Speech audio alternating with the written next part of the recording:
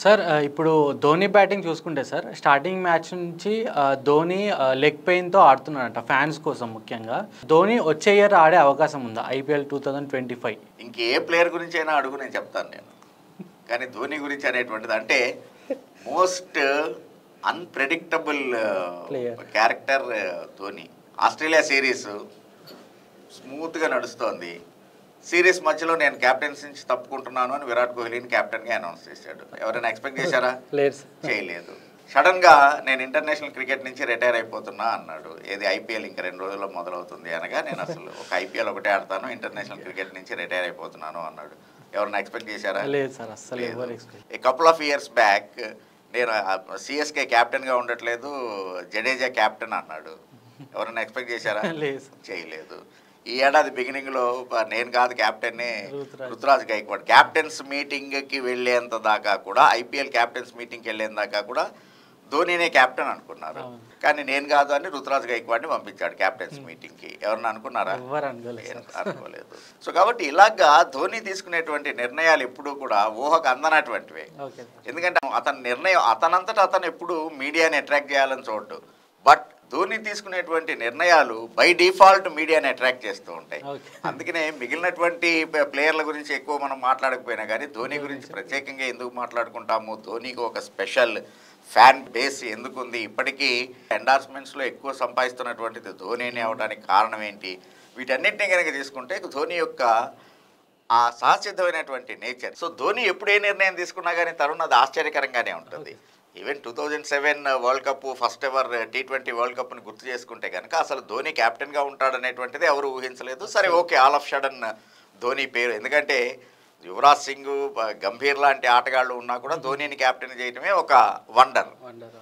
ఆ తర్వాత పాకిస్తాన్తో జరిగినటువంటి ఫైనల్స్ గుర్తు చేసుకుంటే మిస్బాహుల్ హక్ అప్పటికే సూపర్ ఫామ్లో ఉన్నాడు, బ్యాంగ్ చేస్తూ ఉన్నటువంటి టైంలో లాస్ట్ ఓవరు జోగీందర్ శర్మ, ఒక అనామక బౌలర్. జోగీందర్ శర్మ అంటే ఎవరికి ఏం తెలియదు అసలు.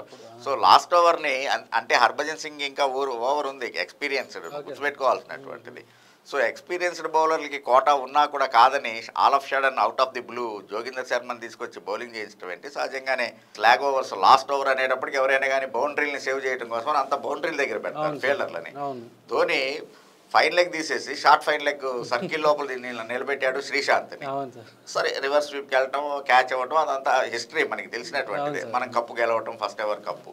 సో ఈ రకమైనటువంటి నిర్ణయాలు ధోని చాలా సడన్గా తీసుకుంటాడు. Even you take 2011 world cup, so Sri Lanka తోటి జరుగుతున్నటువంటిది. ఆన్ టాప్ అప్పటికే అవుట్ అయిపోయి ఉన్నారు, వికెట్లు పోయినాయి, చివరికి సచిన్ కూడా అవుట్ అయిపోయినటువంటి ఒత్తిడిలో ఉన్నటువంటి సందర్భం.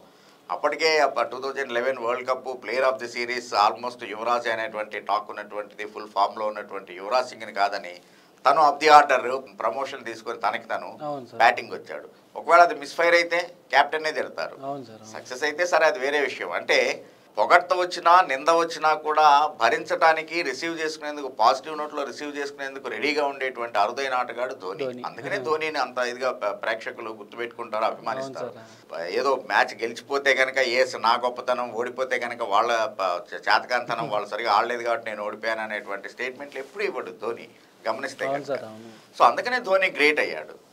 సో ఇన్ని క్వాలిటీస్ ఉన్నటువంటి ధోని నెక్స్ట్ ఇయర్ ఐపీఎల్ ఆడతాడా ఆడ్డా అనేటువంటిది, ఈవెన్ ఇఫ్ యూ ఆస్క్ సాక్షి దగ్గరికి వెళ్ళి ధోని వైఫ్ని అడుగు, ఏమ్మా మీ ఆయన రేపు నెక్స్ట్ ఇయర్ ఆడతాడా అంటే నాకే తెలియదు అంటది. సో కాబట్టి అట్లాంటి ఇది ధోని ఆరకమైనటువంటి క్యారెక్టర్. నెక్స్ట్ ఇయర్ ఆడతాడా లేదా అనేటువంటిది. బట్ ధోనికి చెన్నైకి ఉన్నటువంటి బాండేజ్ వేరు, చాలా ఎమోషనల్గా ఉంటాడు చెన్నై అన్న వెంటనే.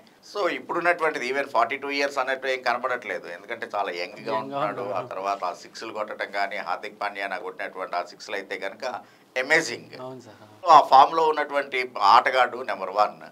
ఆ తర్వాత సహజంగానే ధోని ఎప్పుడైనా కానీ హై నోట్లో రిటైర్ అవ్వాలి అని చెప్పేసి అని వాళ్ళ ఫ్యాన్స్ అంతా కూడా ఎక్స్పెక్ట్ చేస్తూ ఉంటారు. ధోని అనుకోకపోవచ్చు కాక, బట్ జనరల్గానే సిఎస్కే మేనేజ్మెంట్ కానీ, సిఎస్కే ఫ్యాన్ ఫాలోయింగ్, ఫ్యాన్స్ వీళ్ళందరూ కూడా ఆ రకమైనటువంటి ఇదిలో అనుకుంటూ ఉంటారు. కాబట్టి ఇంకొక ఏడాది ఆడితే బాగుండేమో అని చెప్పేసి ఎక్స్పెక్ట్ చేస్తూ ఉంటారు. ఈవెన్ రుతురాజ్ గైక్వాడ్ నవ్వుతూ అన్నా కానీ, మా యంగ్ క్యాప్టెన్ వాళ్ళే ముంబై తోటి మ్యాచ్ గెలిచిన తర్వాత పోస్ట్ మ్యాచ్ ప్రజెంటేషన్లో డైరెక్ట్గా అన్నాడు, మీరు గెలిచినటువంటి దీంట్లో ఏ ఇన్సిడెంట్ వల్ల మీరు గెలిచారు అని యాంకర్ అడిగినప్పుడు యంగ్ వికెట్ కీపర్ వల్ల గెలిచామని చాలా అంటే లైటర్ నోట్లో అవును చెప్పడం సార్, అనేటువంటిది జరిగింది. సో 42 ఇయర్స్ అతన్ని యంగ్ వికెట్ కీపర్ అన్నాడంటే అర్థం చేసుకోవచ్చు మనం వాళ్ళు ఎంత గౌరవిస్తారు ధోనిని అని. సో వీటన్నిటిని దృష్టిలో పెట్టుకున్నప్పుడు Dhoni is always next year కూడా ఆడే అవకాశం ఉంది. ఇంకా ఇప్పుడు ఏదైనా ఇబ్బంది పడుతూ ఉన్నాడా లింపింగ్ అది దాని మీద కనుక ఆలోచించేట్లయితే రైట్ ఫ్రమ్ సీజన్ బిగినింగ్ నుంచి ఏమీ లేదు, కానీ లాస్ట్ ఎందుకంటే ఓకే 20 ఓవర్స్ వికెట్ కీపింగ్ చేయడం 40+ ఏజ్లో ఉన్నటువంటిది ఎంత ఫిట్నెస్ని మెయింటైన్ చేసినా కూడా. సో దానివల్ల కొంత ఇదై ఉండొచ్చు కాక, బట్ అదర్వైజ్ ఇటు కోహ్లీ గురించి ఎలా చెప్పుకుంటామో మనం ఫిట్నెస్ని మెయింటైన్ చేయడంలో ధోని ఈజ్ ఆల్సో నెంబర్ 1.